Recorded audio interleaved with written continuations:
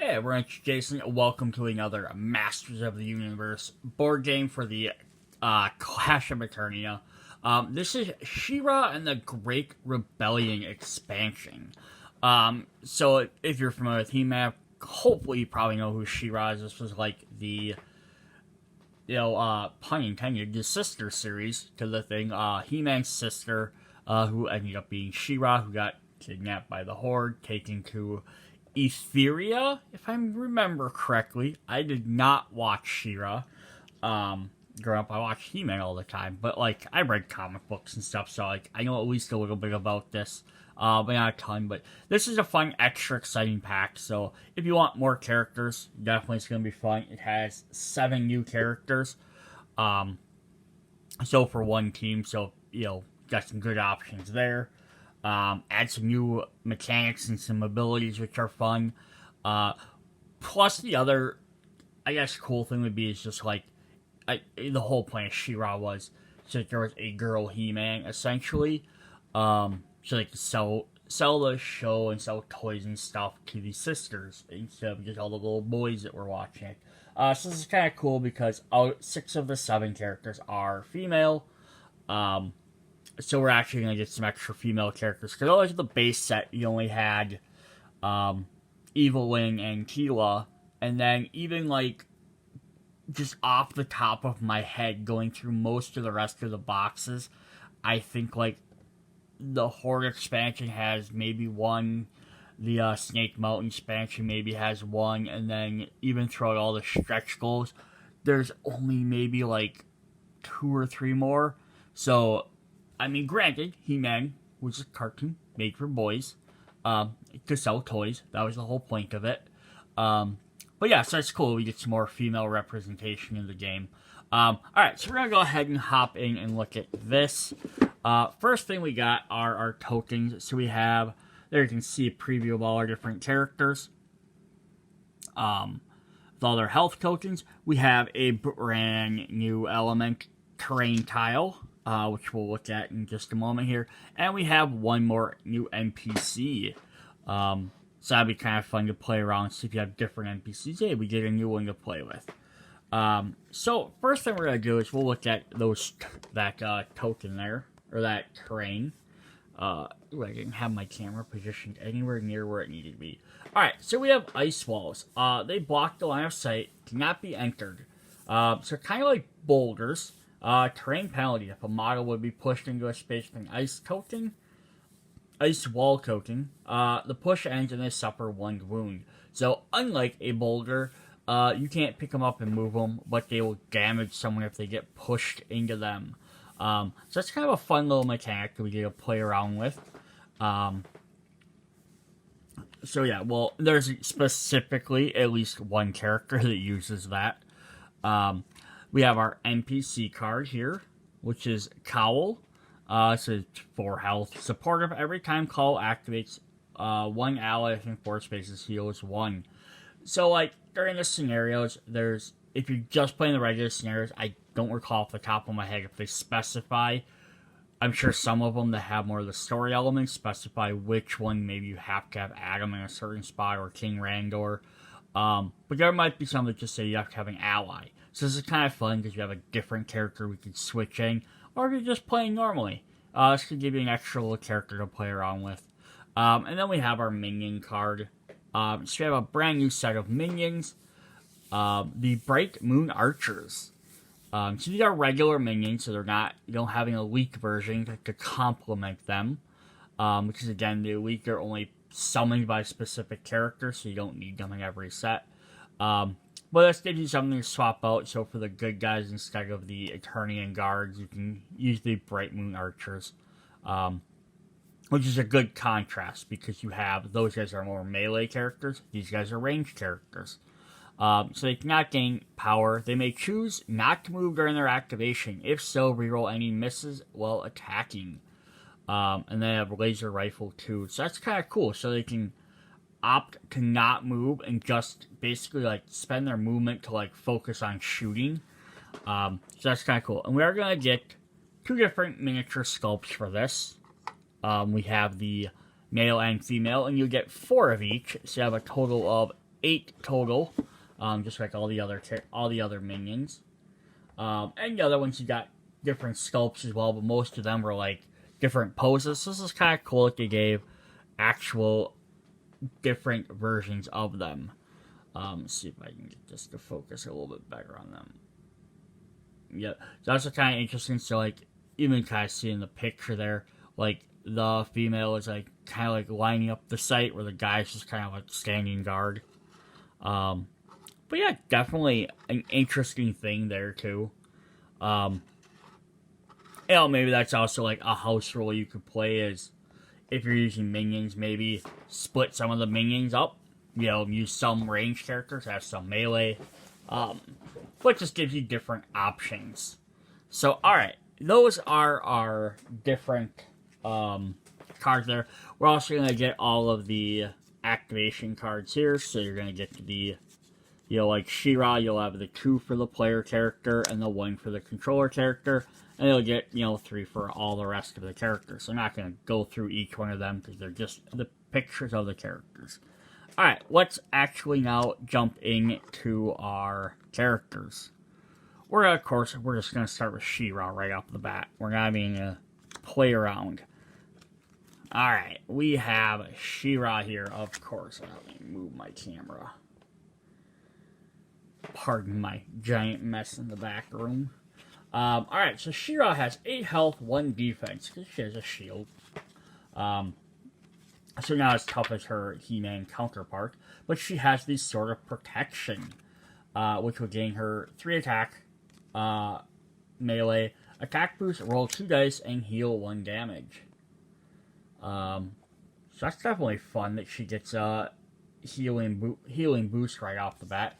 And she has Guard Ally reaction. When an ally within 2 spaces is attacked, move into their space, push them 1 space, then She-Ra becomes the target of the attack. So that works really well with her Sword of Protection, because she can, use her boost to keep healing herself back up. Plus, she has 1 built-in defense, so it's going to be a little bit harder to take damage anyhow. She can jump in and take the damage for everybody. So if we flip it to the other side, we have the control side. And I have to move this over just a tag. The controller side here. So still same health and Sword of Protection the same, but then she gains a restoration action. She-Ra or an ally within 4 spaces heals 2, or Surge heals She-Ra and all allies within 4 spaces, and then Surge heal +1. So that's cool that you can spend 1 point to heal for 2.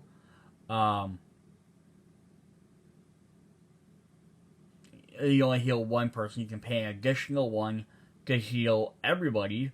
And then you can pay an additional 1 to heal 3. So you spend 3, heal everybody within 4 spaces, 3 damage. And then we have Empower. Once during She-Ra's activation, she may pay 1 power to draw a strategy card. So it's a very interesting would be like how crazy powerful would like her and He-Man be next to each other. Just because she can run around, heal all the time, but she can always jump in front of He-Man if she needs to. But otherwise, he can run around and take the base of the damage. And she could keep continuously just healing with this particular card. So it'd be a very interesting power combo to see. You expect all the 2 main characters to be super powerful together. Then we have our AI version. So she keeps her Sword of Protection. She has an attack boost, which does 2 in that. And she has a smaller version of Restoration. Heals all allies 2, and Surge to heal all allies 1. Now it's interesting though, because that Restoration only heals allies, so it doesn't heal herself for the AI. So it's kind of interesting. We're going to zoom up on her model quick, and then we will look at her skill cards. So there's, of course, She-Ra with her crown, and the shield and everything, fighting the Great Rebellion against the Horde. Alright, let's look at her skills. We'll zoom down on there a bit. She starts with Lasso in her green for 3 range, which is a good complement to her 3 melee. Push enemies wounded by this attack to the closest space adjacent to She-Ra. Bonus action, flip this skill over. So it's kind of neat. She can attack and then bring them in to do her melee attack. Or you can choose her bolas. Enemies wounded by this attack become dazed, and then you can opt to flip it over. So it's kind of fun. She has the 2 different directions to go with that. Either bring them close for melee, or stun them where they are so you can get away. Up next, she has Strategist. Bonus action, push She-Ra or an ally within 4 spaces up to 3 spaces. Surge, if She-Ra pushes an ally, that ally gains 1 power. So that's cool. She can kind of dictate what goes on in the field.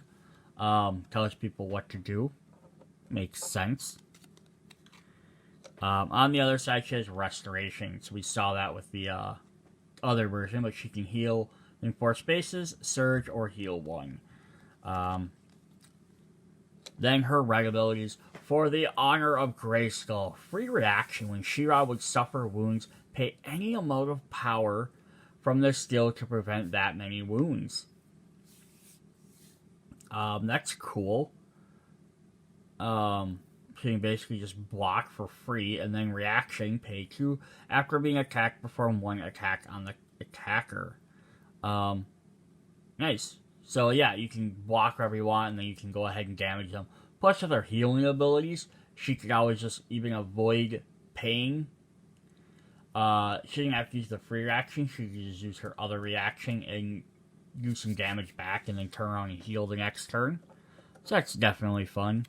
Then on her other side, much like He-Man, we have her mount. She has Swift Wing. Replace She-Ra with the She-Ra and Swift Wing. She moves 1 space each time she moves.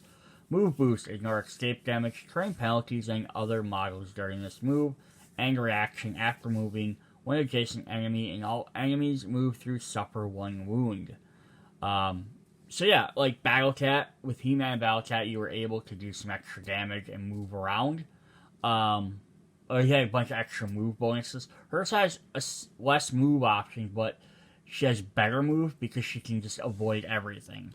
And of course, if you don't know why, Swiftwing is her Pegasus. Unicorn? Pegasus? It's kind of both, I guess, because Pegasus is a horse with wings, and Unicorn has the horn, but of course that could just be on her helmet too, I'm not sure. But yeah, so she has, if you have the controller version of her, she gets Heroic Charge, free attack boost. If She-Ra on Swiftwing move this activation, they may reroll the attack dice, and you can bonus that up for 2. And Swiftwing has move 1, move 2, or after an ally is attacked, perform 1 move action, so you can get into place quicker. Empowered. When She-Ra on Swiftwing ends a move, adjacent enemies suffer 1 wound. Kind of supposed to be like, again, with this thing of her getting to swoop down, and do damage that way. So let's take a look at that giant miniature there. So there's our cool Swiftwing. So that's our third mounted character. Always fun to have different versions of the mounted characters. Gives you different options to play as. Alright, then let's head into her allies. We're going to start with this one, which is Flutterina. So now remember, these are, again, these were aimed towards little girls, where, like, the guys' names tend to, the masters for the regular ones tend to have a lot of, like, you kind of say more masculine, powerful names. These guys are going to have, you know, more kind of like, I guess, I'm not trying to sound belittling of it, but they're going to have more kind of girly-ish names, like Flutterina. Like, it could have just, you know, I don't know what else you would call it, Butterfly Lady. So, I mean, it really honestly fits. You know, to be honest, I'd say most of the descriptions of the other characters are too. Ram Man rams things. You know, Beastman's a Beastman. Merman's a mer person. You know, Triclops has 3 eyes. Like, they were pretty spot on with their description. So, like, other than calling this Butterfly Lady, Flutterina works perfect. Alright, so she has Cyclone. Uses a 3-range attack boost. Also hits all other enemies within 2 spaces of targeted enemy. Ooh, that's a powerful basic attack if you boost it. And then Fluttering Wings. Move boost 1 space. Move boost, ignore escape damage and terrain penalties. So like Swiftwing, she can use her ability to fly to get around the penalties and stuff. So that's actually really cool and helpful. Alright, then her controller side. She keeps Cyclone, which has attack boosters push enemies wounded by this attack up to 1 space for each wound dealt. So instead of doing damage to multiple enemies, this time it's just going to push guys away. And then she has Whirlwinds. Action. Target up to 2 enemies within 4 spaces. Roll 2 dice and perform the following for each result. On a melee, push enemy 2 spaces. On a range, they become dazed. On a castle, they lose 1 power and roll another die. That's cool. So you can go up to 2 of them. So you can either potentially push a guy 4 spaces, or make them lose 2 power, and you need to roll again. They can only become dazed once. But yeah, it's definitely neat. And then her Empower says each time Flutterina pushes an enemy, they suffer 1 wound after being pushed. Oh, which is great. With both of her abilities, she pushes people constantly. So they're going to take damage left and right. That is sweet. Here we have her AI version. She has Butterfly Swarm. 4 range. Enemies wounded by this attack lose 1 power. If they cannot, they suffer 1 wound. And then Butterfly Transformation. Ah, cool. So perform a Butterfly Swarm attack that hits all enemies on the battlefield. Hits all enemies? That's crazy. Dude, that's awesome. 4 dice to hit. I mean, normally it just does 4 dice. So you have to spend another. It's an AI, so they wouldn't be able to probably use the attack boost part. But still, just to turn on and be able to do 4 damage to everything. That's crazy.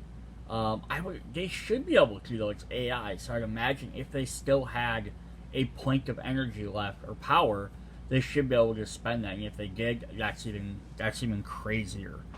I don't look forward to fighting that AI. Alright, let's take a look at her skills. We have Aid Ally. Action. Ally everything 4 spaces, heals 1 and gains 2 power. So it's another healing ability, but that's fine because the base set didn't have really anyone that could heal. So having these extra characters you can bring in to heal is really cool. Wing Buffet, or Wing Buffet. Not Buffet, Buffet. Push Flutterina 1 space, and 1 enemy she began or ended near or adjacent to suffers 1 wound. Okay, cool. And Surge push plus 1 space. Nice. So she can move up to 2 spaces with that, and then 1 enemy she began or ended adjacent to suffers 1 wound. Cool. So she can do damage just from a little bit of moving. Her yellow, we have Whirlwinds. We kind of seen. Target up to 2 enemies within 4 spaces. Roll 2 dice. So push, dazed, or wound. So this one wounds them instead of making them lose power, which is actually more powerful. Alright, then we flip to the other side. We have her version of Butterfly Swarm. For each wound, the enemy loses 1 power. If this tails a minion, the controller gains no power from the skill. Remove up to 2 power from 1 controller skill. Crazy. Yeah, you just take out a minion. That could be very, very powerful. Then she has Butterfly's Boon, 5 range. Heal 2, then all allies within 2 spaces, heal 2, and gain 1 power. Nice. So a healing and an energy boost. Plus it... So it doesn't do... Does it do damage? I would imagine you can do damage. You can heal 2, and then all enemies. So you're not targeting your character is within 5, you're hitting an enemy. But then we also have Butterfly Transformation. Allies within 4 spaces gain 1 power when they activate. Oh, gee, right when they activate. Enemies within 4 spaces lose 1 when they activate. Reaction. After attacking, perform 1 move action. That is cool because that's just when you get that, that's just a static ability. So that's always on. So if she's near people, they're going to either take or lose power. So keeping her near guys is really helpful. And she has a lot of movement abilities. So that could be very, very powerful. Alright, let's jump into our third power lady. I don't know what you would call them. They're not the masters. They're the rebellion, I guess. We have Glimmer. So she uses magical gems. So she has a light staff. 3 melee. She's gonna smack you with her staff. 3 attack boost. May reroll attack dice when targeting dazed enemies. Cool. So if you daze guys, she's gonna do that a lot, it looks like. I almost wish they'd throw in like some more daze tokens in here just in case, but I guess if you don't like daze every enemy one, you would probably never need more than like 5 or 6. 4, 5, 6, 7 total, because you can't daze NPCs and other stuff. I guess you can daze all the minions though.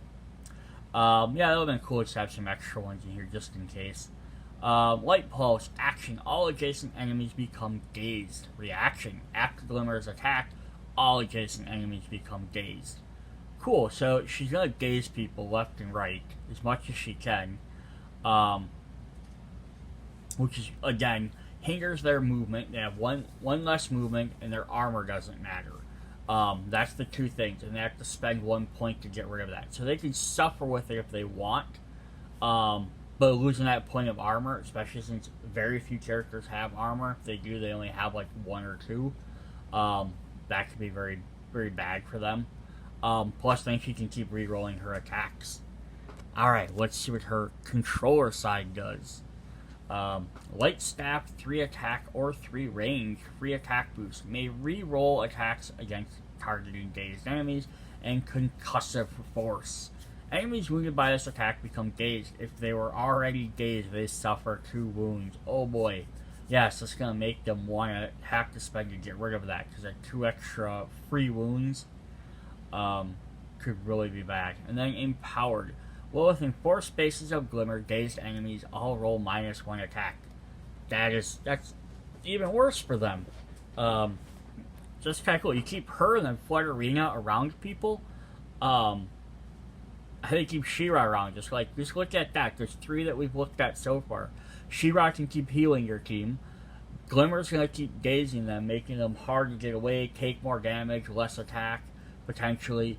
And then Flood Arena could sit there and basically make them lose power, which would be even harder for them to pay to remove daze if they can't keep their power. That's all crazy. I love the synergy with these characters like that. We have AI, we have Light Staff.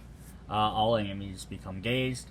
And Teleport. Take the closest ally and place him adjacent to an enemy closest to Glimmer.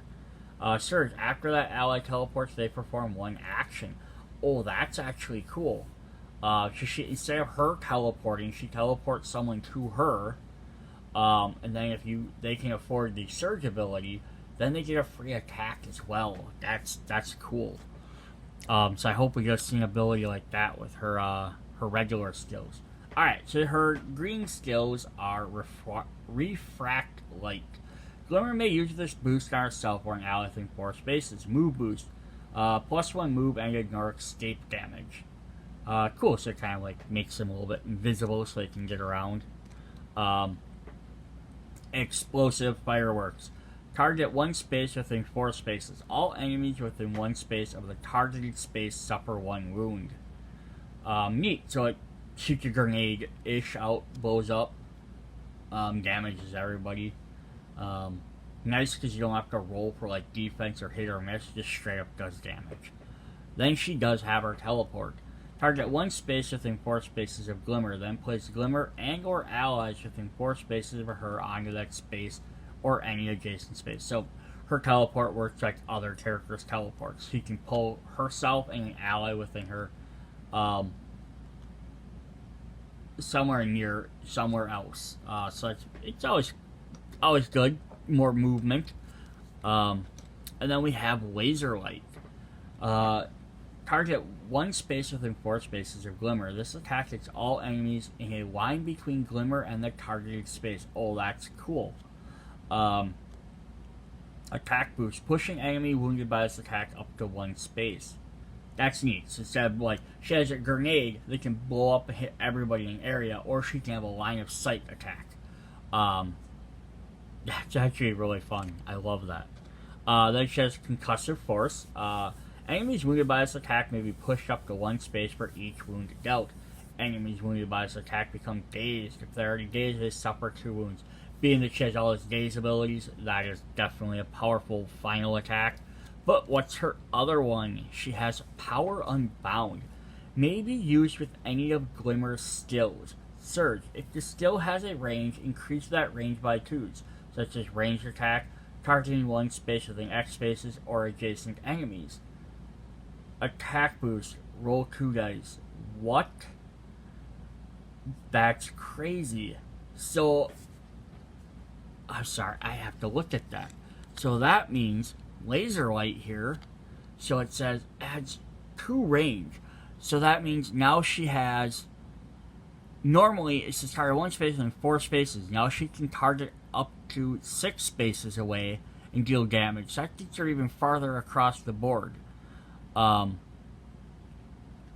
Or with explosive fireworks, it says target 1 space within 4 spaces. Again, she can do 6, but it says within 1 space of target.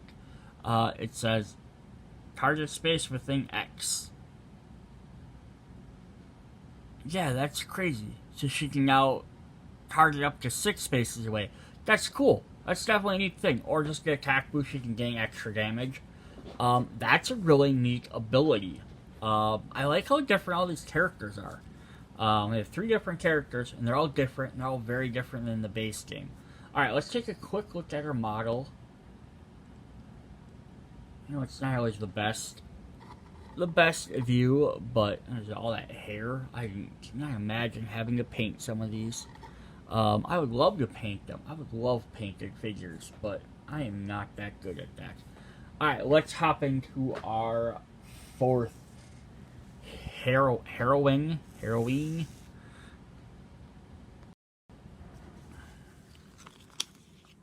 Up next, we have a use for our ice walls with Frosta. Alright. So far, they all had 7 health. Is that going to be a consistent thing? Nope, we've had some 8 health. 8 and 7. Okay, I was just curious. She got this. I love her staff. It's really cool. So she has Ice Blast. 3 range. Attack boost. Push enemies wounded by this attack up to 1 space away from Frosta. Surge. Push enemies plus 1 space. Okay. And Ice Control. Place up to 3 ice walls tokens within 4 spaces. So basically what you're supposed to do with her is throw up Ice Control. You place 3 ice walls up behind the opponents. Then Ice Blast. And that's just push enemies wounded by this attack 1 space away. So you can push them up to 1 to 2. Then you jam them into that ice wall. So not only can they not escape because they can't get past those ice walls. So if you set them if you set 3 of these up, essentially if you set them up like this, and that's their enemy, they just shove them into the wall and they have to come back out to get out. That's actually pretty hilarious. And then you could potentially even 2 actions. I wonder if you could technically surround someone with those. There's no way to get rid of those, are there? Blocks on a site cannot be entered. What? No, you wouldn't be able to you would be able to completely encircle someone.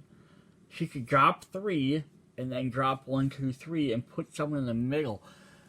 That seems very abusive. That you could potentially trap someone in an ice block. I mean, granted, that also means that you can't then shove any ice anywhere else, and you can't see them anymore, so you can't attack them, but they can't get... I think that's a broken rule. I think I just broke the game. Crazy. Okay, we have Ice Blast for Frost's controller side. Push enemy wounded by this attack up to 2 spaces away from Frosta. We've seen that in Ice Control. Place 3 wall spaces within 2 spaces. Action. Remove any number of Ice Wall tokens within 4 spaces. Each enemy adjacent to each removed token suffers 1 wound, which is essentially like shattering the ice wall and it's hitting them. Empowered. Enemies pushed by Ice Blast, though it would be adjacent to any ice wall tokens, suffer 1 wound. Just even if they end next to them, not even have to get pushed into them. That's crazy. Then we have Frosta's AI version, just Frostbolt. Push enemies 2 spaces. Attack boost, place 1 ice ball adjacent to that enemy. And then Deep Freeze. All enemies within 4 spaces lose 1 action during their next activation. Just straight up, just slowing them down. That is definitely cool as well. Alright, let's look at her skills. We got Ice Eruption here. For each success, push enemies up to 1 space away from Frosta. So her other one, her basic one was it a ranged attack? Yep. So she has Ice Bolt, which is, or Ice Blast, which is ranged, and then she gets a melee in case they get too close. Reaction. After completing this attack, place 1 Ice Ball token in a space adjacent to Frosta. So that's kind of neat. It's basically, it's saying like she's just shooting that ice up. I love the thematics of this. Yeah, she's just crawling the ice up in front of them, basically, like, and then pushing them away with that. That's cool. And then we have Freeze. Target 1 enemy within 4 spaces. On their next activation this round, they lose 1 activation. Cool. So basically, hey, who do I not want to be able to do as much? I can go ahead and freeze them for a turn. And she has Frost Armor. She gains 1 defense. Defense boost on her melee only. Attacker becomes dazed. Or defense boost again. Attacker rolls -1 attack dice. So that's kind of cool. Which do you need? Do you need them dazed? Do you need them less attack? But the extra armor is cool too. Also, the daze could become with Glimmer, we just saw, work very well with her. You could daze someone else for her. And then she has Ice Spike. If an enemy is adjacent to an ice wall token and is wounded by this attack, they suffer 2 wounds. Cool, so basically you're taking that wall and you're turning it into spikes sticking out. So even if they don't get pushed into it, they're going to take an extra 2 damage. That's fun. Alright, then her last one is we have Cryokinesis, so mentally controlling cryo or ice control. Reaction, start of the round. Well, within 4 spaces of Frosta, enemies all move -1 space and roll 1 attack die. Oh, dude, so kind of like Flutterina's ability, like slow people down. These guys are really all about just like, hey, if you're near us, we're gonna shut you down. That's cool. You have to pay for it though. That's the problem. Then she has this big Ice Barrage attack. May target any enemy on the battlefield regardless of range or line of sight except those in ruins. She's raining down the ice. After completing this attack, Frosta may perform 1 additional Ice Barrage attack against another enemy. It cannot generate power. Crazy. So she can just drop a 4 attack on anyone, anywhere. That's really neat. That's super powerful as well. Some of the other guys that have stack abilities are really powerful. This is a very powerful save up your energy attack. I call it energy power. It's all the same thing. But I do love her staff though. It's a really cool looking staff. Like, I'm gonna see if I can bring this up a little bit closer. Where it's like the big spiral on there. It's kind of like a snowflake. Yeah, it looks like it. Yeah, probably spins when she's doing stuff. I'm sure again, she's probably made for like what would be the best way for a character to like a toy. I just noticed her arm is broken. So like I got a broken arm right there. But that's alright. I'm not that big of a concern about it. It's just not attached right, but that's fine. Alright, let's look at our next one. We have dropping everything over here. We'll look at our miniature here while I grab my cards. We have Perfuma. So we've had a butterfly, we've had a warrior princess, we've had an ice queen type character, and then we've had a light character. So now we're going to get a flower character. Look at that hair. She has a flower gun. That's crazy. And then she has so much hair. That's cool.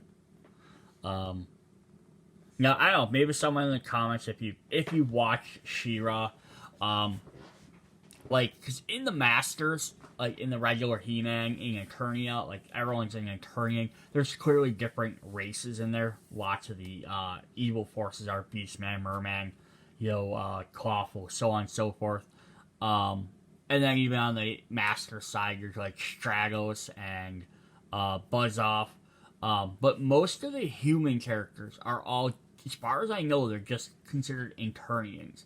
I don't think they're a different type of race, for them, if I remember.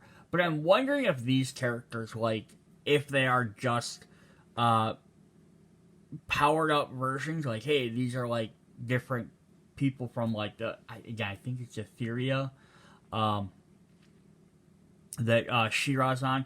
If these are like they all gain like gain special abilities, or if there's like, or if like they how do they, like, what are they? Are they different types of race? Like, oh, is this a flower, like from the flower like race or tribe, and there's this the light tribe, this the ice tribe, and like they all just come together to stop join with She-Ra, or were they just people like that were in the village or wherever, and then they, join? I should go look that up. But or comments you want to tell me, you can go ahead. All right, let's look at Perfuma. I'll stop yammering for a minute. We have Flower Gun, free attack boost. Enemies wounded by this attack lose 1 power. If they cannot, they become dazed. Ooh, cool. So you have another character that'll help daze guy. Also makes people lose power. There's a lot of that going on in this set. The Ecomancer. Deadly plants do not attack Perfuma or her allies within 4 spaces of the plant. Action. Place 1 deadly plant within 4 spaces. So the deadly plant was from the base set. If I remember right, if you're within a spot, it does 2 damage to you, or it performs an attack. I think it performs might be a 2 dice attack. I fortunately have the box somewhere else. Let me see if I can find that quick. Nope, I have it closed up over there. I'm not pulling it out right now. But that's cool. She can place the little deadly plant tokens around, which then can attack enemies, and they don't hurt her and her friends. So she can use that as a cool extra mechanic. It's a neat way to use the extra tokens and stuff around the map. Her controller side also has flower guns, same ability, and an Ecomancer as well. Action, place 1 deadly plant within 4 spaces, or 1 deadly plant within 4 spaces performs a chomp attack against an enemy and gains +1 die and may reroll an attack die. She just superpowers it. And then empowered, once starting Perfuma's activation, 1 enemy within 2 spaces of a deadly plant becomes dazed. Okay, so that's actually really cool. So yeah, she's gonna utilize these plants, moving them around the board to do extra damage. Kind of using them as like protection for her team, because they won't get attacked by them, but then enemies will. But then also the fact that she can do the dazing effects works well with the other characters. Again, this synergy between these characters is really cool. And then we have Perfuma's AI says Vine Whip, 3 attack or 3 range. Push all enemies within 4 spaces, 3 spaces towards Perfuma. They become dazed. So it's like it pulls them all. And then Plant Summon. Place 1 deadly plant adjacent to an enemy within 4 spaces. Remove it at the end of the round. Oh, it just drops in there and it attacks.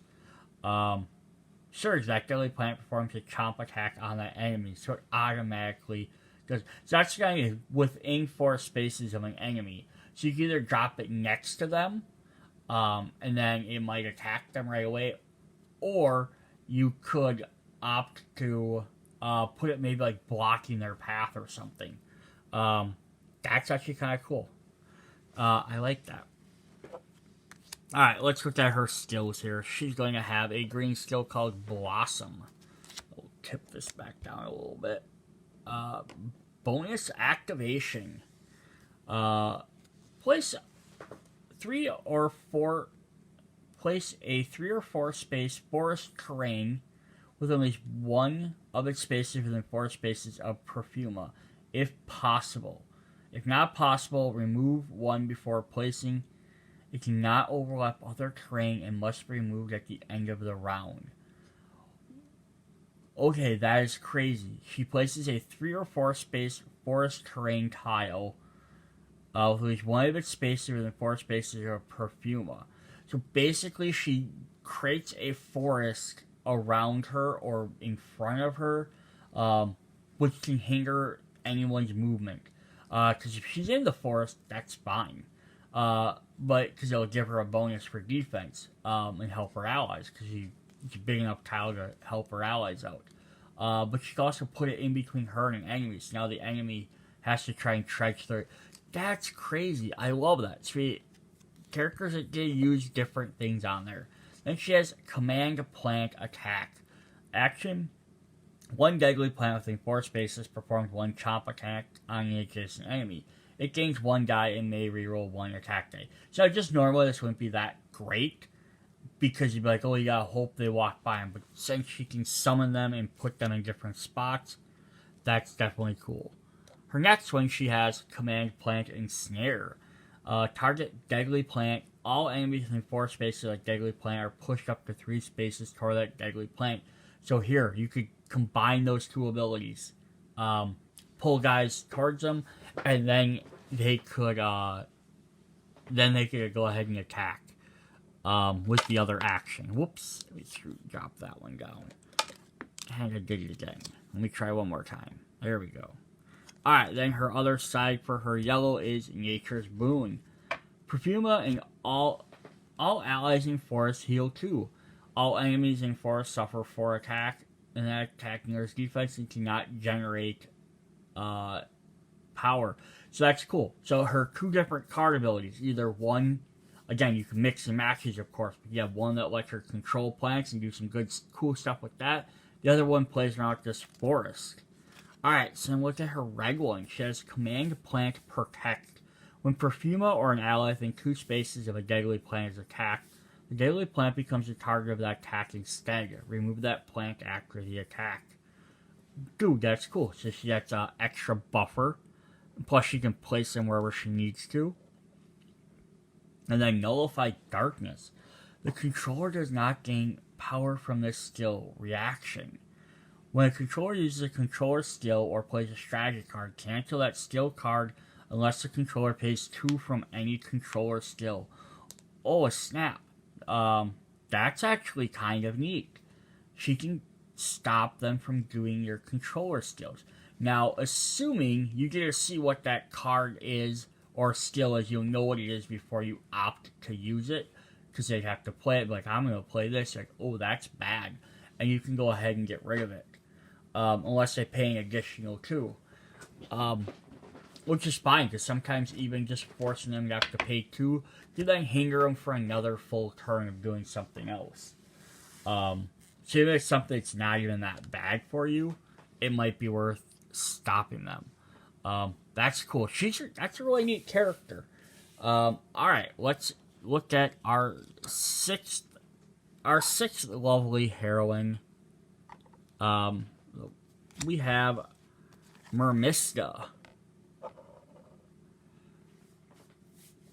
our mermaid character. So like, obviously she's from a different race, even though I just said all that stuff. She has 1 defense built in, a little shield there. Hydroblast, free attack, remove 1 water token in the enemy space. If you do, roll 2 dice. Water explodes, does extra damage. Cool. Water control, Mermista ignores water terrain penalties, bonus action. Place up to 2 water tokens within 2 spaces. Now, I wish, again, they would have added some extra water tokens in here, because if you're playing with her and Merman, plus if there's already any on the board, it would have been neat to have some extra water tiles. But that being said, it's not a big deal. But that's cool. So you can place a water token wherever, and then if she places it in enemy space, she can Hydroblast and remove it, and it's free. So if she does the other thing first, she can go ahead and do it. That's cool. Alright, let's look at her control side. She has Hydroblast again, and she has Invigorating Waters. Mermista ignores water terrain penalties, and bonus action. Place up to 2 water tokens within 2 spaces. Action. Move 1 water token within 4 spaces. Mermista and all allies within 2 spaces of that token are pushed up to 2 spaces and gain power. So that's kind of cool. Either bring them together, move them away, like they gain extra bonus. And the fact is they can place them near, they're going to place them, of course, probably near your allies. Empowered. Mermista and all allies pushed by invigorating waves also heal 2. Oh, that's incredible. So 2 and they gain 1. And they can use it to like get away from guys. Plus then having the water on there, they can use it as Hydroblast. So you can always put it as like a defense. Like drop it in front of her. And then that lets them get away, and then she can Hydroblast when the enemy tries to move in front of her. Cool. And then we have her AI. She has Soak. If an enemy is on a space with a water token, may reroll any attack dice. And place 1 water token in the enemy's space. So cool, then you can forcefully drop that.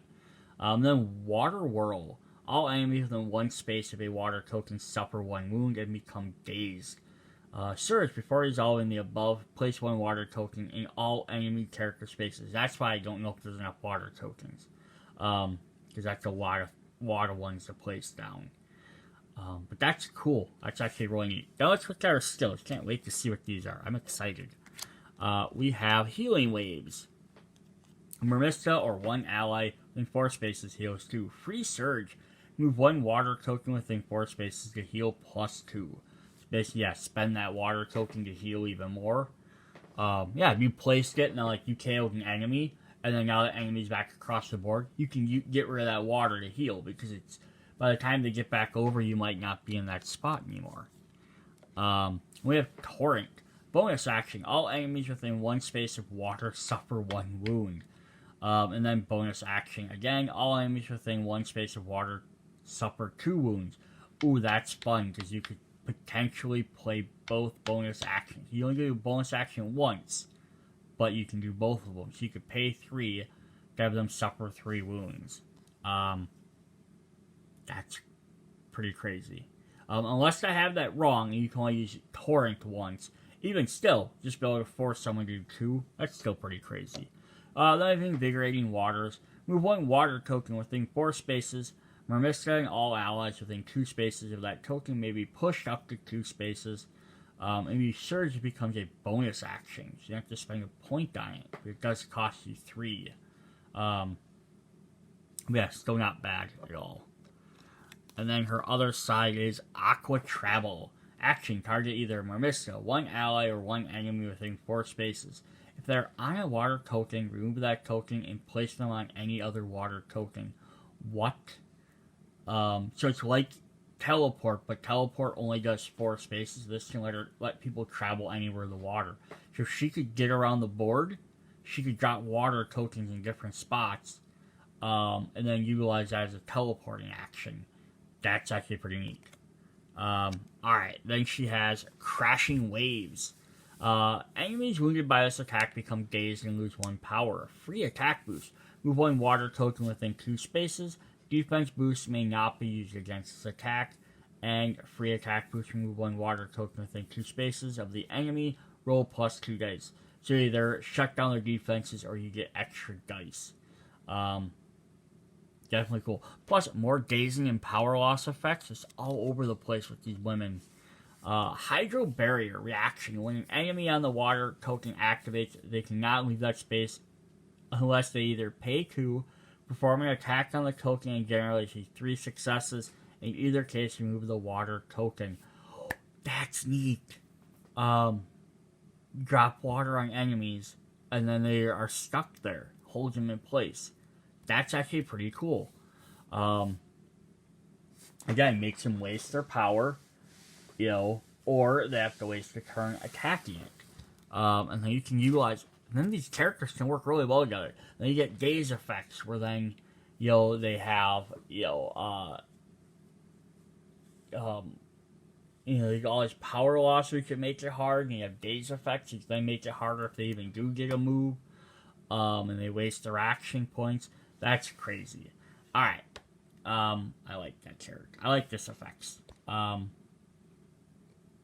like anyone that just to play around with different effects like that. Like, just to play around with all the different water tiles. Like the one, the other one just to play with, these ice tokens. One just to play with plants and forests. Just any of that stuff is really neat. Like, I don't want every character to be able to do it, but most of different characters having abilities like that's really neat. I love just expanding the gameplay. Alright, so we have our 7th and final character for this. It's our only guy. This is Bo. Probably named that because he has a bow. But he also has a big giant sword as well. The other interesting thing I'm just noticing about him is it looks like he has spades here, and he has a heart there. So I'm wondering if he is somehow like card themed. Maybe. I'm not sure. So I don't know if this is just like She-Ra's friend, or if this is a potential love interest. Or what? Yeah, he even on his bow. Let me zoom in on this a little bit. So he's got hearts and spades in there. So that's interesting. So I don't know, yeah, if he's supposed to have clubs and other stuff, like supposed to be like that thing. I'm not sure. Alright, anyhow. Bo here has arrow shot. Does 3 range. Attack boost does 2 dice. So, great. Not it does anything super fancy, but, it's a solid base ability. But then it's arrow volley. Maybe used on any of Bo's attacks. Attack boost. Also hits all other enemies within 2 spaces of targeted enemy. So now we're saying arrow shot can become a lot more powerful. You can pay 3 dice, or 3 extra power. Now it's a 5 dice that hits a wide area. Well, that's crazy. Alright. His controller, Archer of all trades. Attack boost before or after completing this attack, push Bo up to 2 spaces.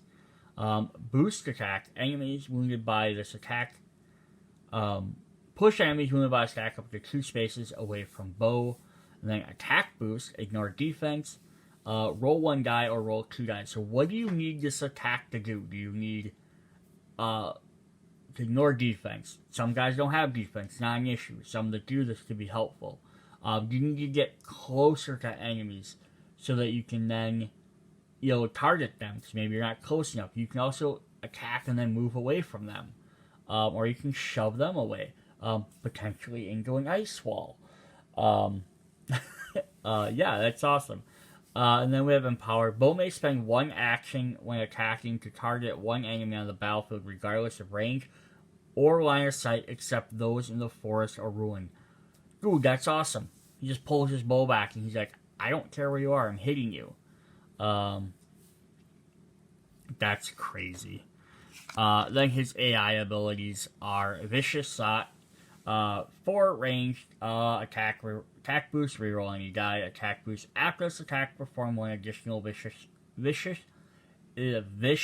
shot This attack cannot be boosted. Um, that's still crazy though. Double shot. And then coup de grace. Perform one vicious shot, attacking target enemy on the battlefield with the lowest remaining HP, regardless of range or line of sight. I don't care. I'm shooting somebody. That's crazy. I don't want to fight these AI characters. Alright, his skills are Stun Arrow. Enemies wounded by this attack become dazed. Bonus action, flip this skill over. Of course, he's going to have a shaft full of different arrows. Our Eternia Hawkeye. He has knockback arrow. Push enemies wounded by this attack up to 2 spaces away from bow. So that's fun because it depends on what ability you want. Do you want to daze or do you need to push guys? And there's a lot of fun stuff with dazing in this game. He has evasive shot. Before or after completing the attack, push bow up to 2 spaces and flip the shot. Cool. Just to move around, get to where he needs to be. And then he has long shot. Targeting enemy within 6 spaces. And then he can flip it over. Nice. So where does he need to be? Then he has, in his red, he has rapid volley. Free bonus action. Perform one attack paying all the power costs from this skill. And then free bonus action, flip this skill over.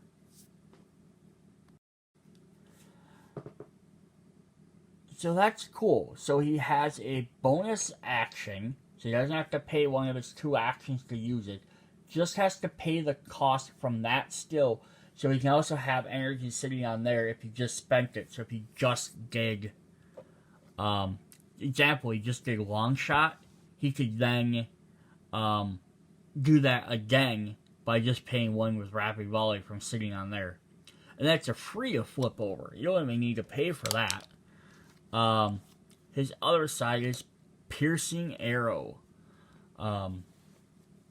Does 5 range, ignores defense, and then flip this skill over. So unfortunately, I don't think you can legally. I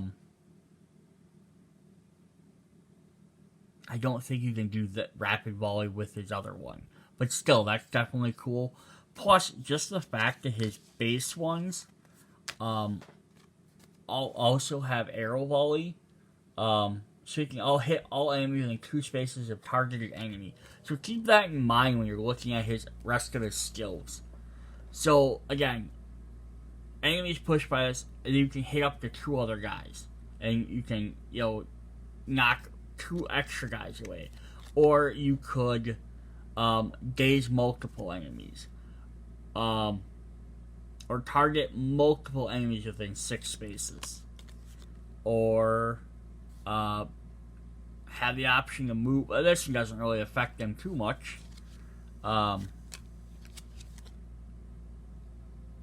Although you can still hit them for that 4 damage. That's not bad either.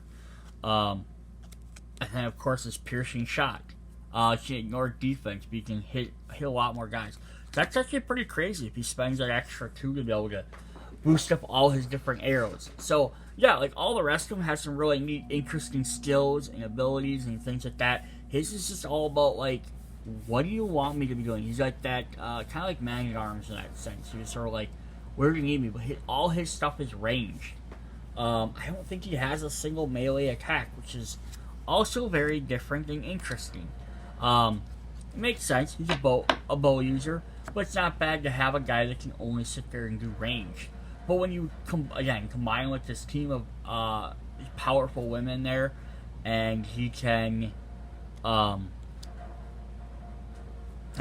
sit there and they can do blah blah blah. My brain's not thinking here. When they can do all this stuff like dazing people and teleporting and putting up barriers and stuff. Like Froster can throw ice walls behind the guys, so like then he can then push them into it, or he could daze them to help the other effects. Like there's so much synergy between these characters. Now I don't want to say like in compared to the base game with He-Man and the main masters that they don't have a synergy. Like yeah, of course there's stuff where like this guy can do that and they can do this, but they almost more seem like a group of like, here's 6 characters that are going to kind of do their thing that work together as a team. Like, these guys seem like they have effects that are all going to kind of play off of each other, which is really neat. Alright, so then the last thing I want to go through in this video is we have this little tiny box of Cowl. So this is a Kickstarter exclusive, and I'm only showing it in this video because it was Kickstarter exclusive when you bought this set. So it wasn't available as like a stretch goal, like lots of the figures are. And that's something CMON likes to do sometimes in their sets. They'll have exclusives that are available with a particular box, because then it might entice someone to buy this during the Kickstarter versus waiting till it gets to retail. Like, oh, I could have just bought the base game, got all my stretch goal characters, and then they're like, I could turn around and buy this She-Ra set when it hits retail. But if anything did that, you wouldn't get this figure. Is that really that big of a deal? Meh, it's up to you. What it is it's a little version of Cole, our little NPC here. But instead of now having to just place that token on the board, you can place a little miniature on there. So that's actually really fun. He's not actually even that little, like, compared to She-Ra there. Well, half the size, but he's still a pretty big character. But that's fun. To be able to have a little 3D version of your NPCs, so that way that you're not just like, oh, I'm gonna interact with this token sitting on the board. Like, I get that why all of the other token terrains and stuff aren't going to be 3D, just because you have to be able to stand on them, or put people on them and stuff like that. So that makes sense. But yeah, that's definitely cool. Alright, so that's what we have for dun dun dun She-Ra and the Great Rebellion. So if you're looking for a expansion for the base game and you're looking for some fun extra characters, this is definitely a cool set. Add some extra neat mechanics to be able to play around with the ice tokens or the plants, or just having, like, again, even bow, pure range. She-Ra having, like, lots of ability to help our teammates and stuff, which is really cool. Some healing abilities that, again, were fairly absent in the base game. Alright, see you guys later. Bye.